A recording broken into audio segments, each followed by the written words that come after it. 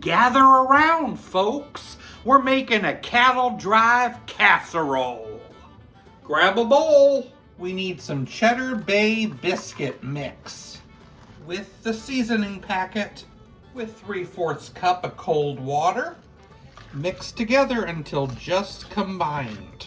This is going to get spread in the bottom of a baking dish. And we're going to bake it at 375 for about 8 minutes. While that's baking, grab a pan.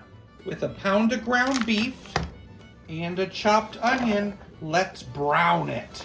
We need a packet's worth of taco seasoning, a drained can of fire roasted tomatoes, and a can of green chilies. Stir it together and allow it to simmer for a couple minutes. Spread that on top of the baked biscuit mix. Grab a small bowl, 1/2 cup of sour cream, 1/2 cup of mayonnaise, and a cup of Colby Jack cheese. Mix that together and spoon on top.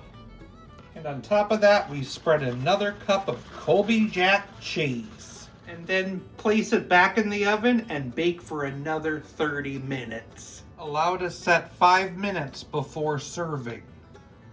Top with some parsley flakes. Cattle Drive Casserole. It looks pretty divine. How does it taste?